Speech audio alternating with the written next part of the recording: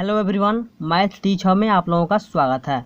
तो आज हम लोग जानेंगे मल्टीप्लिकेशन ऑफ मैट्रिक्स। ठीक है, तो चलिए, मल्टीप्लिकेशन ऑफ मैट्रिक्स आखिर है क्या। सबसे पहले इसको जानने से पहले हम लोग ये जानेंगे मल्टीप्लिकेशन ऑफ मैट्रिक्स, यानी कि नाम से ही आपको जाहिर हो जा रहा है मल्टीप्लिकेशन, यानी कि जहाँ मल्टीप्लिकेशन यानी कि मल्टीप्लाई करने की बात हो, यानी कि मैट्रिक्स अगर दो मैट्रिक्स हो तो हम उसका गुणा कैसे करेंगे। जैसे कि अगर ए मैट्रिक्स है और यहाँ पे बी मैट्रिक्स है, तो हम लोगों को अगर ए गुने बी मैट्रिक्स फाइंड करना हो तो हम लोग कैसे इसको फाइंड करेंगे। तो बेसिकली मल्टीप्लिकेशन ऑफ मैट्रिक्स में हम लोगों को यही जानना है। ठीक है, देखिए इसका डिफिनीसन थोड़ा लंबा है, इसलिए हमने पहले से ही इसको डिफिनीसन को लिख दिया है ताकि वीडियो ज़्यादा लंबा ना हो सके। ठीक है, बहुत ही थोड़ा लंबा वीडियो है, लेकिन आप इसको समझिएगा ब्रीफली, बहुत ही अच्छा से समझ में आने वाला है। ठीक है, तो चलिए हम लोग बिना टाइम नष्ट करते हुए जानते हैं मल्टीप्लिकेशन ऑफ मैट्रिक्स क्या है और हम लोग कैसे मल्टीप्लिकेशन ऑफ मैट्रिक्स फाइंड करते हैं। ठीक है, चलिए, तो कह रहा है the product of two matrices A and B is defined if the number of columns of A is equal to the numbers of rows of B.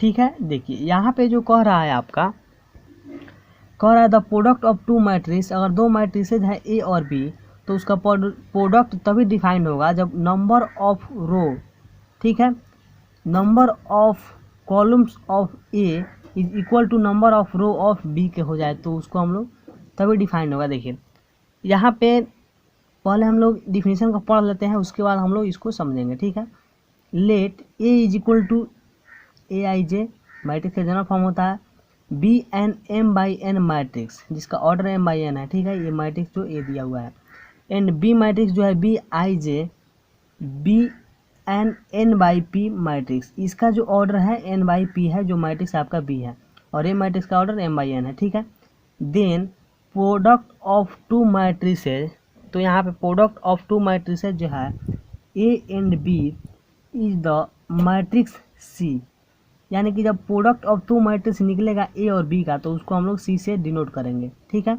Of order M by p, तो जो order M by N होगा और दूसरा matrix का order N by P होगा, तो जो नया मैट्रिक्स निकल कर आएगा सी, उसका ऑर्डर एम बाई पी हो जाएगा। ठीक है, ये कैसे होगा उसको हम लोग समझेंगे, पहले हम लोग पढ़ लेते हैं टोटल डिफिनीशन। ठीक है, टू गेट आई के एथ एलिमेंट सी जे के ऑफ द मैट्रिक्स सी। ठीक है, तो जो हम लोग मैट्रिक्स सी पाएंगे उसका जो ऑर्डर होगा आई के ऑर्डर होगा। ठीक है, और उसका जो एलिमेंट जो होगा सी जे के हमारा निकल कर आएगा। कैसे आएगा, देखिए we take ith row of A and kth column of B, हम लोग क्या करेंगे, आईथ रो लेंगे मैट्रिक्स ए का और केथ कॉलम लेंगे मैट्रिक्स बी का। ठीक है, तो इन अदर वर्ड्स, यानी कि दूसरे भाषा में यहाँ पे if A is equal to A I j m by n और B is equal to b j k n by P, एक दो मैट्रिक्स यहाँ पे, इसका ऑर्डर एक का एम बाई एन है और दूसरे का ऑर्डर एन बाई पी है। घबराइए मत, आपको वीडियो बहुत ही समझ में आने वाला है, पहले डिफिनीशन को देखते रहिए।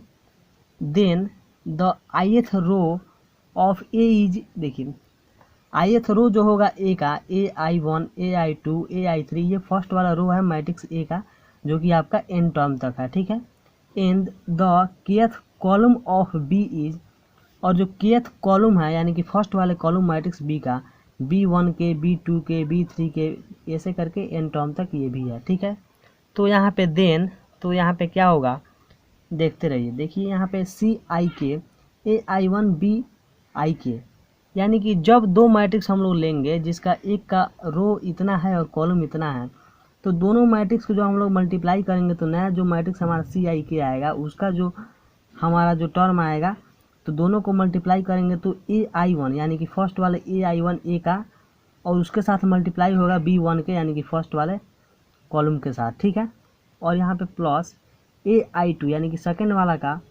मल्टीप्लाई होगा ये सेकेंड वाले कॉलम के साथ। ये बहुत ईजी समझ में आने वाला है, उसको हम लोग देखने वाले हैं। और इस सब को जब हम लोग समेशन के अंदर लिखेंगे, समेशन का मतलब क्या होता है, एक साथ सबको जोड़ना। तो देखिए यहाँ पे एक चीज़ समझिए, जो हमारा मैट्रिक्स ए आई जे होगा, इसका फर्स्ट वाले का ऑर्डर क्या होगा एम बाई एन, और जो मैट्रिक्स हमारा बी होगा बी जे के, इसका ऑर्डर होगा n बाई पी। तो देखिए फर्स्ट वाले का order m by n, second वाले का ऑर्डर n बाई पी। तो जब हम लोग m बाई एन और n बाई पी, ये वाला सेकेंड वाला कॉलम और फर्स्ट वाला रो अगर इक्वल है, तो जो नया मैट्रिक्स हमारा ये दोनों से निकल कर आएगा m बाई पी होगा। यानी कि ये फर्स्ट वाला रो और ये दोनों को छोड़कर ये जो बच जाता है वो हमारा नया मैट्रिक्स का ऑर्डर आता है मल्टीप्लिकेशन करने के बाद। तो ये तो ब्रीफ नॉलेज है, आप ये समझ में आएगा, लेकिन इसको देखते जाइए। देखिए तो the matrix C is equal to C I K m by P, जैसा हमने यहाँ पे m बाई पी बताया है, is the product of A in B। ये जो है प्रोडक्ट है आपका A और B का, ठीक है। देखिए ये तो आपका टोटल डिफिनीशन रहा। आप क्या कीजिए, एक कॉपी लीजिए और ये कॉपी पर वीडियो को पॉज करके पहले टोटल डिफिनीशन को उतार लीजिए, ठीक है। अब यहाँ पे हम लोग बेसिकली इसको कैसे मल्टीप्लिकेशन फाइंड करेंगे उसको समझने वाले हैं, ठीक है।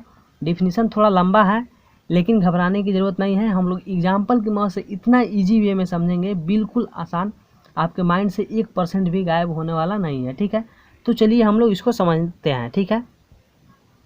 यहाँ पे क्या करेंगे, हम लोग एक मैट्रिक्स हम लोग ले रहे हैं ए। पहले हम छोटा सा एग्जांपल से समझ रहे हैं, जिसका 2 4 3 1, ये क्या हो गया, मैट्रिक्स का टोटल एलिमेंट हो गया। इसका ऑर्डर जब हम लोग लिखेंगे तो आपको पहले भी हमने बताया है, जब भी हम लोग ऑर्डर लिखते हैं सबसे पहले यहाँ पे ये R1 है और ये R2 है और ये जो है C1 है और ये है आपका C2।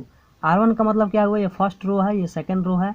हॉरिजॉन्टल लाइन को हम लोग रो बोलते हैं, जो कि ऐसा लाइन में आपको दिखता है, जो कि इसको हम लोग रो बोलते हैं, और ऐसा जो खड़ा लाइन होता है उसको हम लोग कॉलम बोलते हैं, ठीक है। ये तो आप बहुत पहले ही समझ चुके हैं, ठीक है। तो यहाँ पे क्या हुआ, इसका ऑर्डर जो है आपका क्या है, 2 बाई 2 है।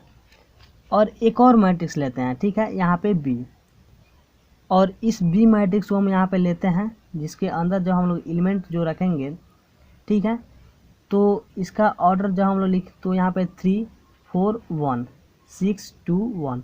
अब ये जो मैट्रिक्स है इसके अंदर आपको जो यहाँ पे रो दिखेगा R1 और R2, यानी कि 2 रो है, और कॉलम इसमें C1 C2 और यहाँ पे C3, यानी कि 2 बाई 3 का ये मैट्रिक्स है, ठीक है। बहुत ही इजी है, कोई टेंशन नहीं लेना है, बिल्कुल देखते जाइए। यहाँ पे दो चीज़ आपको दिखा, जो फर्स्ट मैट्रिक्स है इसका ऑर्डर 2 बाई 2 है और सेकेंड मैट्रिक्स है इसका ऑर्डर 2 बाई 3 है।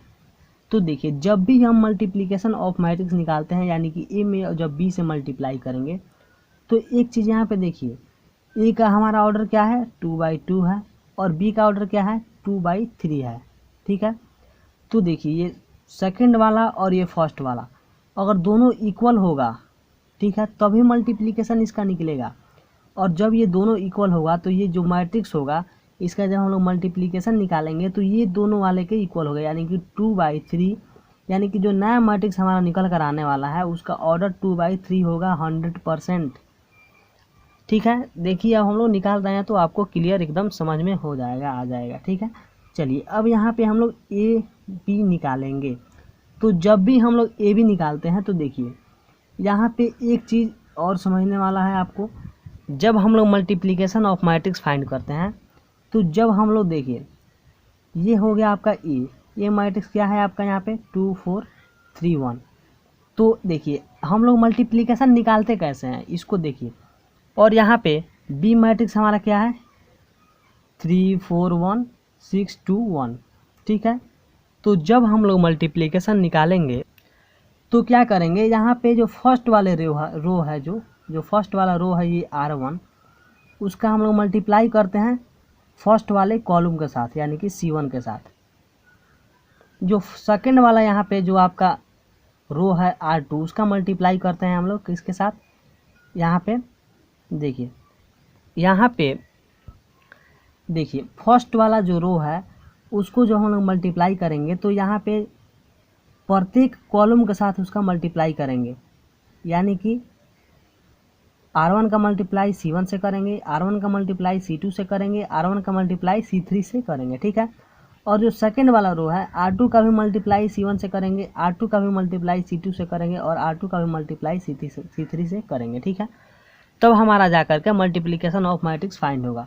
चलिए ये तो आपको हमने बेसिक बताया है, अब हम करते कैसे हैं वो जब हम बताएंगे तो बिल्कुल एकदम आपको क्लियर हो जाएगा, ठीक है। चलिए तो यहाँ पे फर्स्ट वाला ए मैट्रिक्स क्या है आपका 2 4 3 और 1, और यहाँ पे मल्टीप्लिकेशन का सिंबल डॉट, और यहाँ पे सेकंड वाला मैट्रिक्स क्या है 3 4 1 6 2 1, ठीक है। चलिए अब इसको हम लोग जो हमने बताया है फर्स्ट वाले रो का फर्स्ट वाले कॉलम, सेकंड वाले कॉलम और थर्ड वाले कॉलम के साथ कैसे मल्टीप्लाई करते हैं वो हम लोग यहाँ पे देखने वाले हैं। तो चलिए जो जिसका पोजीशन है सेम उसका वहीं पे मल्टीप्लाई होगा, जैसा कि ये है उसका इसके साथ। देखिए 2 का मल्टीप्लाई जब हम लोग 3 से करेंगे तो 2 में जब 3 से मल्टीप्लाई करेंगे तो हमारा क्या आएगा 2 × 3, ठीक है। और यहाँ पे क्या होगा, यहाँ पे प्लस रहेगा, और 4 में मल्टीप्लाई करेंगे 6, यानी कि 4 × 6। ये दोनों जो है ये क्या है एक पोजीशन के, ये फर्स्ट वाले पोजीशन पे है, और इसका मल्टीप्लाई फिर इसी के साथ करेंगे। और जब हम लोग रो का मल्टीप्लाई कर रहे हैं तो रो में ही लिखेंगे उसको।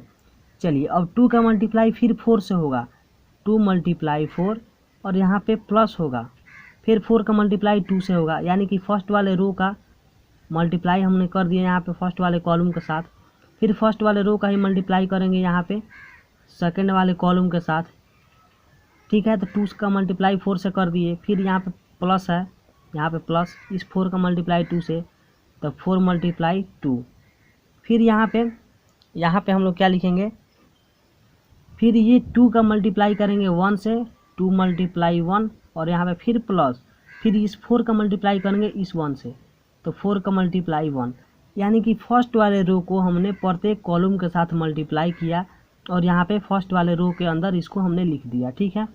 चलिए और फिर इस सेकंड वाले रो को हम लोग मल्टीप्लाई करेंगे प्रत्येक कॉलम के साथ, तो 3 का मल्टीप्लाई करेंगे 3 के साथ, 3 × 3, और यहाँ पे प्लस, फिर 1 का मल्टीप्लाई करेंगे इस 6 के साथ, तो 1 × 6, फिर वैसे ही इसी 3 का मल्टीप्लाई करेंगे नेक्स्ट वाले कॉलम यानी कि 4 के साथ, 3 × 4, फिर प्लस इसी 1 का मल्टीप्लाई करेंगे सेकंड कॉलम के सेकंड एलिमेंट के साथ, यानी कि 1 का मल्टीप्लाई करेंगे 2 के साथ, 1 × 2, फिर इसी रो का मल्टीप्लाई करेंगे थर्ड वाले कॉलम के साथ, तो फर्स्ट एलिमेंट का फर्स्ट के साथ यानी कि 3 का 1 के साथ, 3 × 1, फिर प्लस, और इस 1 का 1 के साथ यानी कि 1 × 1। इसको हम लोग मैट्रिक्स के अंदर रख देंगे। बस आपको अब कुछ नहीं करना है, यहाँ पे क्या करना है मल्टीप्लाई करते जाना है। 2 में 3 से कीजिएगा तो 6, 4 में 6 से कीजिएगा तो 24, 2 में 4 से कीजिएगा तो 8, प्लस 4 में 2 से कीजिएगा तो 8, 2 में 1 से कीजिएगा तो 2, 4 में 1 से कीजिएगा तो 4, बस वैसे करते जाना है। 3 में 3 से 9, प्लस 1 में 6 से 6, 3 में 4 से 12, प्लस 1 में 2 से 2, 3 में 1 से 3, प्लस 1 में 1 से 1। बस अब आपको यहाँ पे इसको सॉल्व करके लिख देना है। तो जब इसको सॉल्व कीजिएगा तो 6 में 24 ऐड कीजिएगा तो 30 हो जाएगा, 8 में 8 कीजिएगा तो 16, 2 में 4 कीजिएगा तो 6, 9 में 6 कीजिएगा तो 15, 12 यहाँ पर 12 में 2 कीजिएगा तो 14, और 3 में 1 कीजिएगा तो 4। तो ये निकल के आया आपका ए × बी, यानी कि मैट्रिक्स जो आपका निकल कर आया 30, 16, 6, 15, 14 और 4, ये हो गया आपका आंसर। चलिए अब यहाँ पे एक चीज़ आपको और देखना है, जैसा कि हमने बताया है आप जब भी यहाँ पे मल्टीप्लिकेशन ऑफ मैट्रिक्स फाइंड कीजिएगा तो ए का आपका देखिए, ये जो मैट्रिक्स था हमारा उसका ऑर्डर क्या था 2/2 था, और बी मैट्रिक्स है उसका ऑर्डर क्या था 2/3 था। तो जब हम लोग 2/2 और 2/3 किए तो ये दोनों इक्वल होगा तभी मल्टीप्लिकेशन संभव होगा। अगर यहाँ 2 है यहाँ 3 है तो मल्टीप्लिकेशन संभव नहीं होगा, यहाँ 2 है और यहाँ भी 2 है तो मल्टीप्लिकेशन संभव है। तो जो नया मैट्रिक्स निकल के आएगा ये वाला ऑर्डर निकल के आता है, यानी कि 2/3 का, यानी कि 2/3 का हमारा नया मैट्रिक्स का ऑर्डर होना चाहिए। तो चलिए जैसा कि हमने यहाँ पर नया मैट्रिक्स निकाला है तो आप यहाँ पे देख सकते हैं इस नए मैट्रिक्स में हमारी रो की संख्या R1 और यहाँ पे R2, रो की संख्या यहाँ पे 2 है मल्टीप्लाई, यहाँ पे कॉलम की संख्या क्या है C1, यहाँ भी C2 और यहाँ भी C3, यहाँ पे कॉलम की संख्या क्या है 3। तो 2/3 हमारा यहाँ पे ऑर्डर निकल के आया, ठीक है। और जैसा कि हमने देखा था यहाँ पे ऑर्डर भी 2/3 निकल कर ही आना चाहिए। तो यहाँ पे आप समझ चुके होंगे, हमें उम्मीद है कि आप मल्टीप्लिकेशन ऑफ मैट्रिक्स समझ चुके होंगे। चलिए एक और मैट्रिक्स लेते हैं और उसको भी मल्टीप्लाई करके देखते हैं, आपको बिल्कुल क्लियर समझ में आ जाएगा, ठीक है। चलिए तो यहाँ पे हम लोग एक मैट्रिक्स लेते हैं, कुछ भी यहाँ पे ले सकते हैं 2 4 3। अब ये जो हमने मैट्रिक्स लिया इसका ऑर्डर क्या है, तो इसमें रो की संख्या 3 है और कॉलम की संख्या 1 है, तो 3/1 है इसका ऑर्डर। चलिए और एक मैट्रिक्स लेते हैं y। तो y जब हम लोग मैट्रिक्स लेंगे तो यहाँ पे 4 3 1 6, इस मैट्रिक्स का ऑर्डर क्या है, तो 1/4 है, क्योंकि इसमें रो की संख्या यहाँ पे टोटल क्या है 1 है और कॉलम की संख्या इसमें C1 C2 C3 और C4, कॉलम की संख्या यहाँ पे 4 है। तो ये जो हमने मैट्रिक्स लिया, तो जब हम आप देखिए इसको मैट्रिक्स को तो हम x × y तो फाइंड करेंगे ही, लेकिन इससे पहले आप डायरेक्ट समझ सकते हैं इस मैट्रिक्स का ऑर्डर क्या होने वाला है। तो कैसे समझिएगा, तो फर्स्ट वाला मैट्रिक्स का ऑर्डर क्या है 3/1 है और सेकंड वाला मैट्रिक्स का ऑर्डर क्या है 1/4 है।